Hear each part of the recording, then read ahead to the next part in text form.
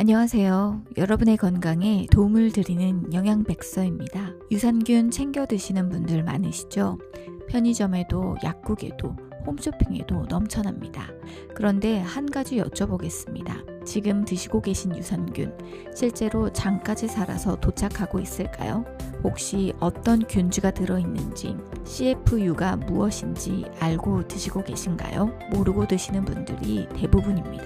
오늘 이 내용을 끝까지 보시면 지금까지 왜 효과를 못 느꼈는지 바로 이해가 되실 겁니다. 그리고 앞으로는 절대 아무 제품이나 고르지 않게 되실 겁니다. 유산균의 정확한 학술 명칭은 프로바이오틱스입니다. 프로바이오틱스는 생명을 위한 것이라는 뜻의 라틴어에서 유래했습니다. 세계보건기구 WHO는 프로바이오틱스를 이렇게 정의합니다. 충분한 양을 섭취했을 때 숙주의 건강에 유익한 효과를 주는 살아있는 미생물. 핵심은 두 가지입니다. 살아있어야 하고 충분한 양이 도달해야 합니다. 우리 장 속에는 지금 이 순간에도 약 100조개, 무게로는 약 1.5kg에 달하는 미생물이 살고 있습니다. 이 미생물들은 크게 세 가지로 나뉩니다. 유익균, 유해균, 그리고 중강균입니다. 건강한 장은 유익균 약 25%, 중강균 약 60에서 65%, 유해균은 약 10에서 15%의 비율을 유지합니다. 이 균형이 무너지는 것을 장내 세균 불균형, 즉 디스바이오시스라고 합니다. 디스바이오시스 상태가 되면 소화장애, 변비, 설사, 면역저하, 피부 트러블, 심한 경우 만성 염증까지 이어질 수 있습니다. 유산균을 섭취하는 이유는 바로 이 균형을 유지하거나 회복하기 위해서입니다.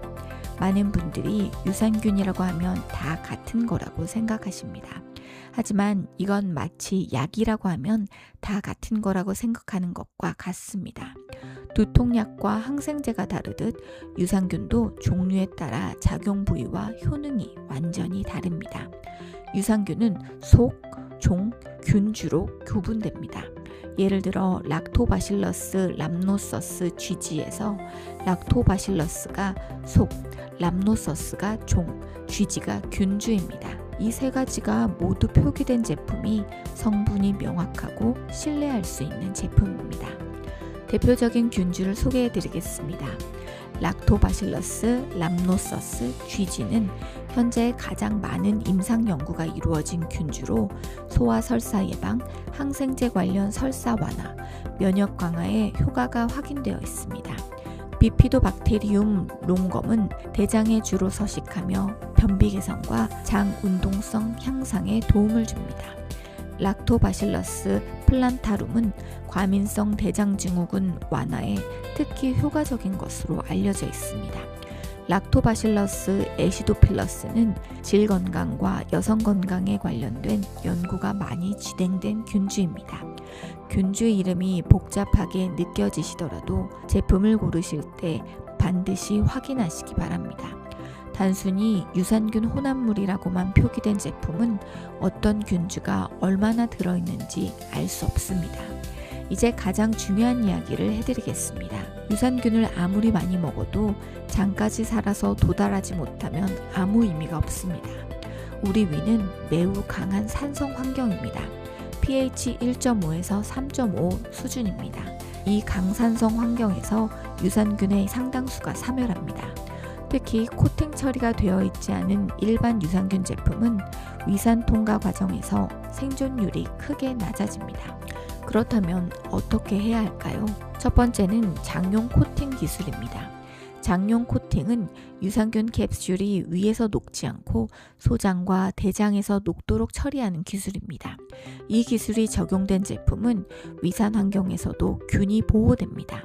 두 번째는 CFU 수치입니다. CFU는 콜로니 포밍 유닛의 약자로 살아있는 균의 집락 형성 단위를 의미합니다. 장용 코팅이 없는 제품이라면 위산에서 사멸되는 양을 감안해서 더 높은 CFU를 선택하는 것이 유리합니다. 세 번째는 섭취 방법입니다. 코팅이 없는 제품은 식후에 공복에 드시는 것이 각각 더 효과적입니다. 그리고 유산균 하면 김치나 요거트 같은 발효식품을 떠올리시는 분들 많습니다. 발효식품은 분명 장 건강에 도움이 됩니다. 하지만 보충제와는 몇 가지 차이가 있습니다. 발효식품에 들어있는 유산균의 수는 제품마다 발효 상태마다 편차가 큽니다. 시중에서 판매되는 열처리 과정을 거친 요거트나 김치 제품에는 살아있는 균이 거의 없는 경우도 있습니다. 반면 생균이 살아있는 발효식품은 다양한 균주를 자연스럽게 섭취할 수 있다는 장점이 있습니다. 전통 방식으로 만든 청국장, 된장, 직접 담근 김치, 생요거트, 캐피어, 콤부차 등이 살아있는 유산균이 풍부한 식품입니다. 그러나 특정 증상 개선이나 건강 기능을 목적으로 한다면 균주와 CFU가 명확히 표기된 보충제 형태가 더 과학적으로 접근 가능합니다.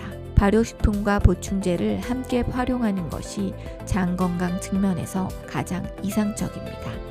유산균이 특히 더 필요한 상황들이 있습니다. 항생제를 복용 중이거나 복용 후일 때, 스트레스가 극심할 때, 여행 중 갑작스러운 식단 변화로 소화 불편이 생겼을 때, 면역력이 떨어졌다고 느낄 때, 과민성 대장증후군 증상이 있을 때, 그리고 고령이 되어 장 기능이 전반적으로 저하되었을 때입니다. 반면 면역 억제제를 복용 중이거나 면역 기능이 심각하게 저해된 상태라면 유산균 섭취 전 반드시 전문가와 상담하시기 바랍니다. 건강한 성인이 일반적인 목적으로 섭취할 경우에는 대부분 안전합니다. 그럼 오늘 핵심을 정리하겠습니다. 유산균은 종류에 따라 효과가 다르며 균주 이름이 명확해야 합니다. 장까지 살아서 도달해야 의미가 있으며 이를 위해 장용 코팅과 CFU 수치를 확인해야 합니다. 발효식품과 보충제를 함께 활용한 것이 가장 이상적인 방법입니다. 다음 영상에서 수많은 유산균 제품 중에서 진짜 좋은 제품을 고르는 방법을 구체적으로 알려드리겠습니다. 제품 뒷면만 제대로 읽을 수 있어도 선택이 훨씬 쉬워집니다. 구독과 알림 설정으로 놓치지 마시기 바랍니다. 오늘도 여러분의 건강에 한 걸음 더 다가가셨기를 기대합니다. 이상 영양백서였습니다. 감사합니다.